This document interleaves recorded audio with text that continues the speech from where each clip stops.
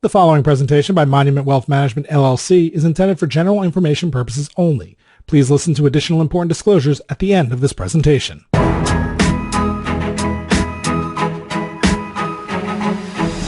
Welcome to Off the Wall, a podcast aimed at helping you answer the question, what is the point of my wealth? And what steps can I take to make that vision a reality? With over 25 years of combined experience in wealth management, David Armstrong, co-founder of Monument Wealth Management, and Jessica Gibbs, vice president and partner at Monument, are skilled at helping people think through these challenging but important questions. Interested in learning more? Connect with us on Instagram at Monument Wealth and follow along at monumentwealthmanagement.com. Now, here are your hosts, Dave and Jessica. Jessica, I'm loving this back in the live. This is our second one live. This is so great sitting across from you. It's way easier than waving my hands in the camera on the on the Zoom call. Because for people who are listening, we have been over the past year, we've been using a service called Riverside, and basically it's like a Zoom meeting. Jessica and I and the guests we'd be on camera with each other. But now that we're back in the office, we actually have a kind of a cool podcast studio set up here in the Monument Wealth Management World Headquarters here in Alexandria, Virginia. I know this whole microphone and headphone setup in person makes me feel a lot more professional podcaster than I feel like I should feel. Like, I think we're still amateurs. But I also think it's just much more, I just feel like I'm having a conversation with you across the table now, right? And so, and today is really exciting because we have two guests that are also coming in live. So this is really our first episode where everybody is live in the room and nobody's dialing in. Right. So this is exciting. I'm excited to do this. So today we're talking about residential real estate. Yeah. You know, as wealth managers, we talk a lot with people that are looking to, hey, I'm thinking about buying a home. Hey, I'm planning to sell a home. I'm planning to downsize. I'm planning to buy a second home, all these sorts of things. So residential real estate is a big, personal goal for most people. And so we've got two experts on today to kind of talk about the two different sides of residential real estate, the buying and the selling side, and then the lending side, the borrowing. So our guests are Joan Stansfield, who is with Stansfield Signature Real Estate. She's a real estate agent in the DC area, and David Turner, who is with Prosperity Home Mortgage, both people that have decades in the business and really do know what they're talking about. So hopefully this is a good listen for everybody. Yeah, I'm excited about this. It'll be interesting to hear them both talk about current events and what's going on because, with interest rates going up and everything and housing prices going up, everybody's got a lot of questions and these two are here to answer it. With that, let's get to our first guest, Joan Stansfield. I want to welcome our first guest, Joan Stansfield. Joan is president and owner of Stansfield Signature Real Estate. With over 15 years of experience in residential real estate, she and her team help clients in the Washington, D.C. metro area buy and sell primary and secondary residences, investment properties, and land for new construction homes. You can also check out Joan's own podcast called Listed for Love. So welcome to the podcast, Joan. Hey, thanks so much. So I want to break this into your top tips for buyers, sellers, and people who are planning to be in their home for the foreseeable future. So let's start with buyers. Is now a good time to buy a home? Sounds great. May I first go back and mention one thing about my brokerage? Yeah. So I have my license with Keller Williams. So Stansfield Signature is the name of my team. It's also the name of my company. But my license is with Keller Williams McLean, Keller Williams being one of the largest brokerages in the world. So I want to make sure that I give a shout out to Keller Williams. So buyers, sure, we love buyers. We really love first-time home buyers because they're so much fun. Of course, it's usually a lower price point, but that doesn't matter at all to us. And because they listen and they sponge and you can guide and help them. Sometimes they're a lot easier than seasoned buyers and sellers or investors. So with the current market, prices seem to be going up. I mean, at least here in the DC area, I heard a lot about how the spring market this past year was really crazy. So are they expected to keep going up, or are they going to decline? Are they going to level off? Where are houses going if you're looking to buy a house? Right. Great question. One market's different than another market, but over the past 2 years, we've just watched the prices go up, up, and up. It's a little bit crazy. It's not for the faint of heart. We had a few buyers that were new and first-time home buyers a year or so ago decided to wait because they felt that the homes were too expensive and that the rates were too high. They're kicking themselves right now. totally kicking themselves. The people that listened to JoJo and Dana and said, you need to get out there and buy now because prices are going to continue to rise, as are the rates, are really patting themselves on the back. And their friends are like, you got in at 2.5% or 3.5% or 4%. We believe those days are gone. So the current buyers we're working with right now, it's not for the faint of heart. It's really hard to help them understand it's still a great time to buy. Prices are not anticipated to go down anytime soon. In fact, maybe the best thing that could happen is the level off. But the inventory remains very bleak. The rates are still very affordable, and now is a great time to buy. So waiting a year is not so smart. And we've had several people that over the past 2 years that waited and they're still renting. Well, it dawns on me when you say that there's really two components to the decision, right? There's how much are you paying for the house, and then there's the interest rate. And of course, the mortgage interest rate, that's going to drive whether or not you can afford the monthly payment. But a mortgage is temporary because you can refinance it. Buying the house is a little bit more of a permanent decision. But I remember when my wife and I bought our house here in Alexandria a long, long time ago, 2008 happened, and all of a sudden our house was, and I'm using my air quotes for listeners, had gone down in value. But I was like, well, if we're living in it and getting value in use, and we're not trying to sell it, what does it matter what the house is worth? Fantastic point. It doesn't matter. Unless you're trying to sell right now, it does not matter. And real estate's cyclical, and that's going to happen at times, but it's always going to correct itself and go up. Look at historical home prices. It's insane. Somewhere I heard someone say that our grandchildren will be living in $14 million homes. Well, I believe that because I remember my parents telling me recently, we were having this discussion over them buying their house. I was born in 1992. Oh, goodness. You're a baby. I'm kidding. No, I was born in the 60s, and my parents' first house cost $22,000, and my dad's brand new Mustang Fastback cost $2,700. And now $2,700 is a monthly mortgage payment.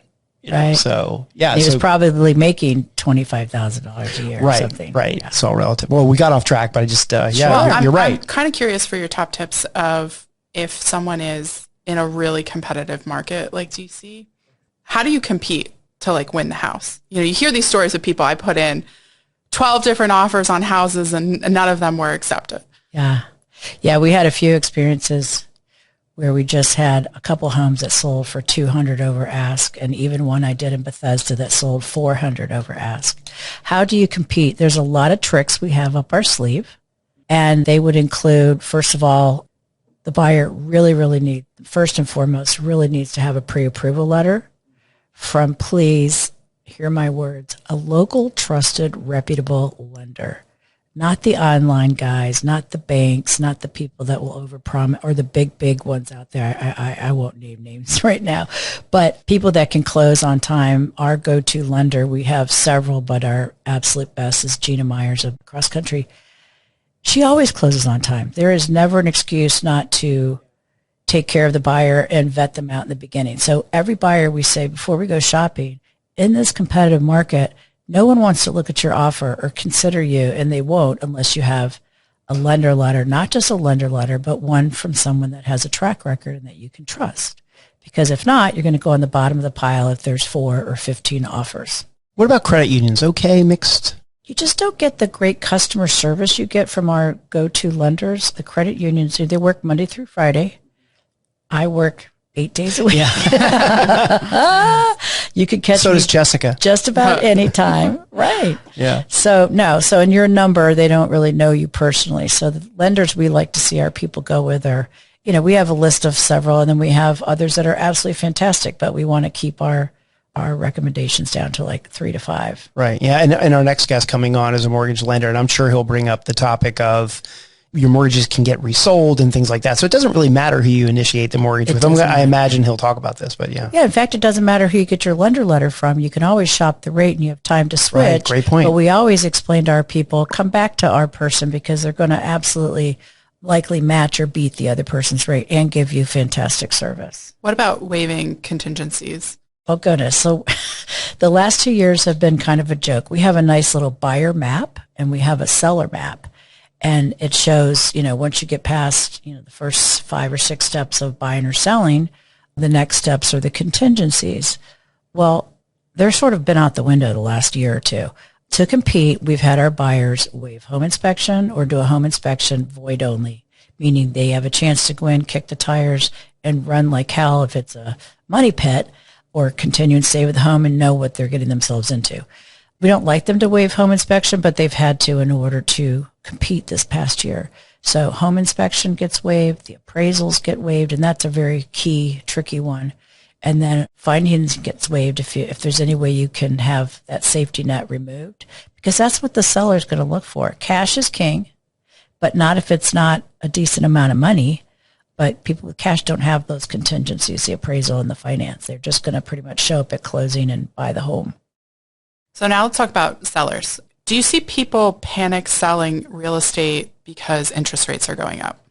Yeah, we are seeing the inventory increasing, and I do believe that's the reason why. First, they're seeing what their neighbors got. And second, they're seeing that the prices are going up. And yet in some areas it is starting to stabilize. Like take the condo market in this area. The condo market is not doing well. Why? Too much inventory. I have 2 for sale in Skyline right now, and I think there's 8 identical units of similar size and price. And there's just too many options. So they're going down in value and they are not increasing as opposed to single family homes and townhomes. Yeah, and that's generally the case, isn't it? I feel like my whole life I've seen that in action, or I've heard people talking about it. It's, the single family homes are really just a little bit different supply demand characteristics than the condo markets. They always appreciate faster and higher. Yeah. So is it still a seller's market? Absolutely. It's still a seller's market. In most markets, I wouldn't say so much in condos, but oh my goodness, some areas around us are just on fire. Annapolis is doing really strong. DC is still strong. Vienna, Virginia is on fire. And any home that shows well and is priced right moves very quickly. The problem we're seeing is so many people saw what their neighbors got and they think they can match or beat that even with their home being inferior. And that's where we're seeing prices come down. People say, oh, the prices are coming down left and right. That's because the people listed too high at the onset. Okay. How about with post-COVID and a lot of remote working becoming popular? Are you seeing sellers move out of the urban areas and out to the suburbs? Yes. Are you seeing that? People are just moving to like Cape Cod because they can, or Maine, or Florida. We even repositioned ourselves to one of our investment homes near Annapolis.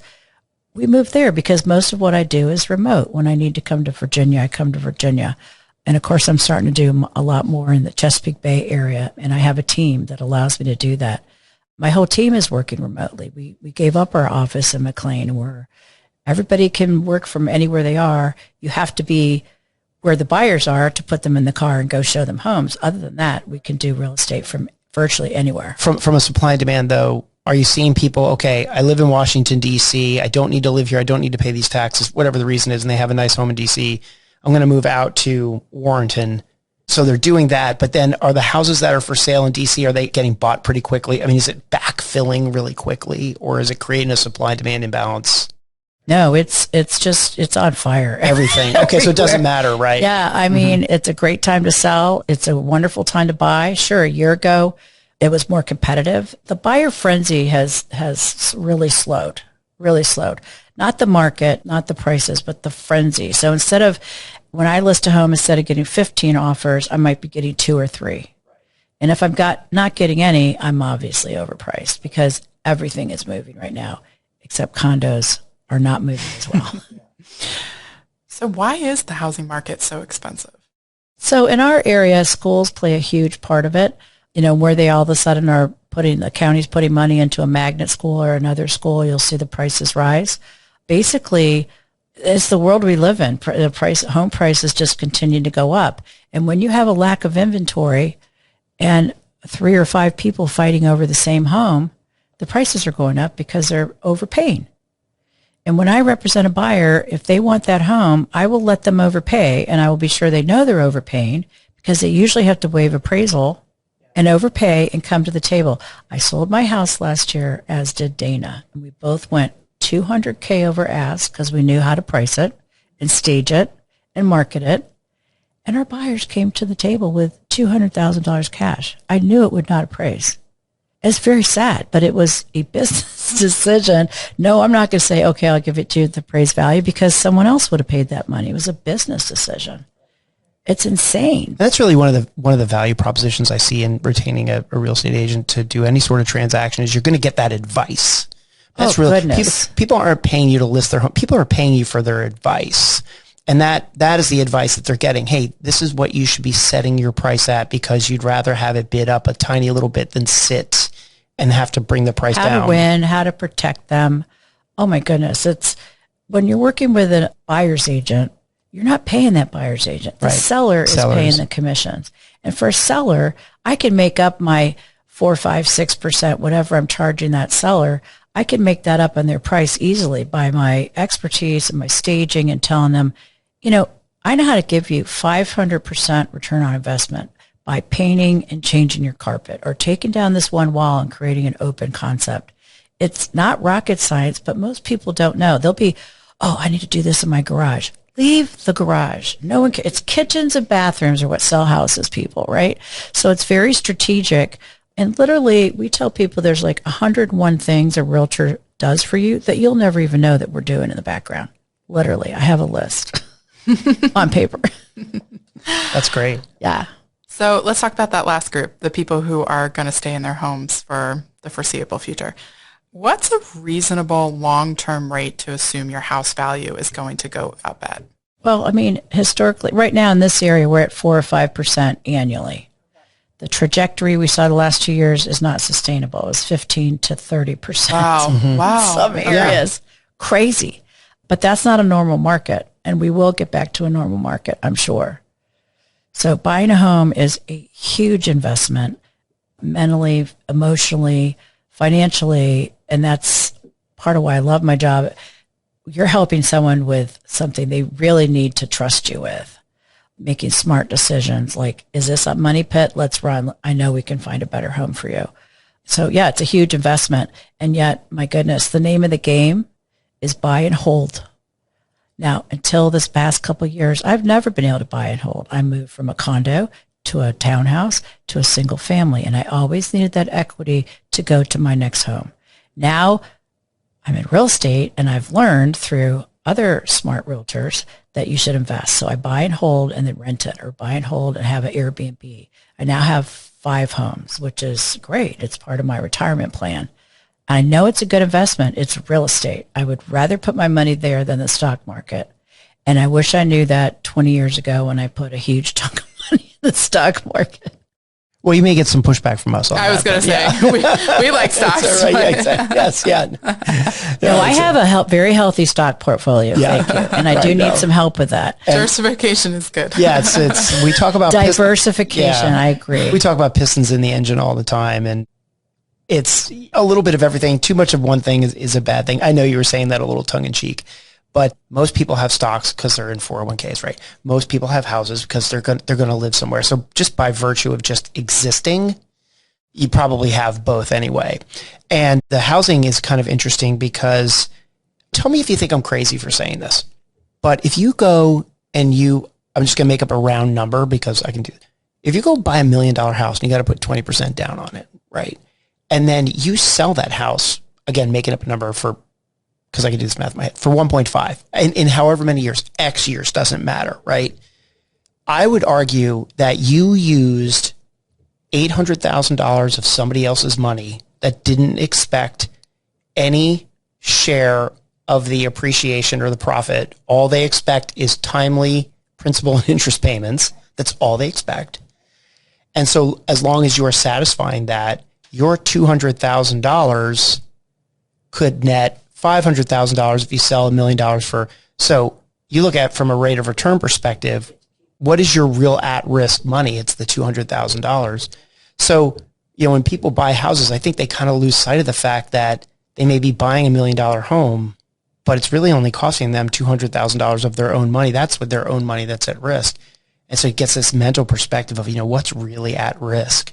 And I think that's one of the powerful things about owning a house, especially if, like you said, you take time and make it be your friend and buy and hold.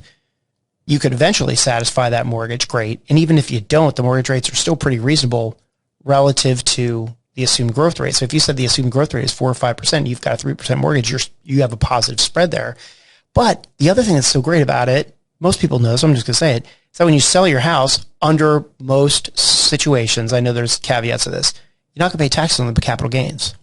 I mean, yes, assuming it's your primary 5 years. Right. Yeah. And go with it 1031 exchange. Right. So, but if you're a normal person and you live in your house for 5 years, and you don't exceed that cap, and you're lowering your cost base or you're increasing your cost base through your repairs and things like that, there's a pretty good chance that the money that you get when you sell the house, you're not going to pay capital gains taxes on. So your 200 grand that generates 500 grand, the 500 grand you're not paying taxes on, it can start to make a lot of sense. No, that's a really good point. I've never actually explained that to a buyer going in. I think I'll use that for sure. Right. I'm curious about your thoughts on this because you mentioned before kitchens and bathrooms sell houses. Like, what if you're planning to be in your house for a long period of time and you're considering a renovation or some sort of like a house improvement that like isn't a kitchen or bathroom, like it's something that's very specific to you. Like, what are your thoughts on that? Right. So we saw a lot of homes that they have done very specific things for them that are not going to attract. In fact, they're going to have the opposite effect on buyers. And it's really hard to talk some people out of that. Like a hot tub in the living room. Like, gosh, I'm just saying. Like blue marble floors that look like the earth when the sun shines. I go, and you spent how much at where? And you really think, no, it was a detraction. They spent tens of thousands of dollars. No, I mean, keeping things neutral, keeping things on trend is always a smart way, but we can't get everybody to operate that way. And it will cost them in the long run. True story, I had a fabulous couple that they were older, and I was competing with another agent, and they picked me. I was super thrilled. And I was early on, actually. And their home was bright red, fire engine red carpet. And it was in the master owner's bedroom. Up the stairs, there were 2 steps that went up to the deep soaking tub, fire engine red carpet. They also had an embassy-sized dining room, which was really the living room, and vice versa. Tons and tons of tchotchkes. They traveled the world extensively, and they had everything out on display. So I explained to them to get top dollar, like to stage, and the first thing is, paint, sometimes declutter. Well, what would you be suggesting? Well, we could move this, but you're moving, right? So you could pack these. Pre-pack, just pack it. It's going to go. You're going to move. You don't need it now. Pack some of these things up. So I went around and explained everything. And then the red carpet. Oh no, I love the red carpet.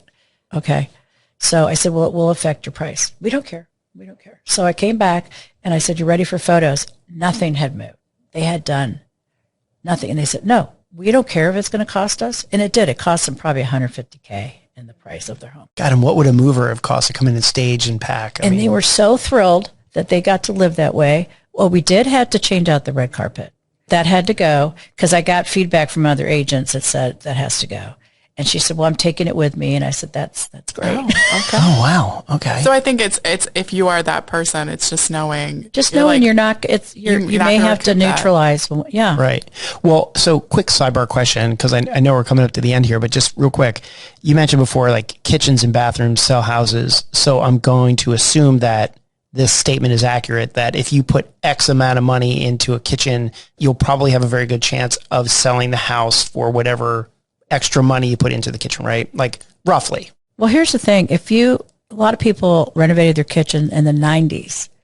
What people did in the 90s is not hot in today's market. Right. So the honey oak is out. The honey oak, the pickled cabinets, it was really trendy, really beautiful. Certain color tile floors, certain color paint. And some people just aren't willing to change that. They say, well, let them come in and change the cabinets, the appliances, and the paint. They won't come see your house because of HGTV now. They're looking at your photos, and your photos better shine. And if they don't, you're going to have a tough time getting showings, and it's going to cost you in the long run. Yeah. So what is an example of a home improvement that somebody could do that they wouldn't get a big return on investment? And I don't mean the red carpet. I mean like a pool.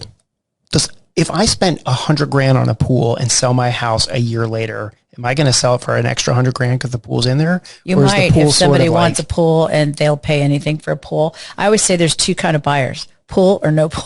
Right. And if they want a pool, you're going to get your money for that pool. Okay. But you're not going to get your 100K.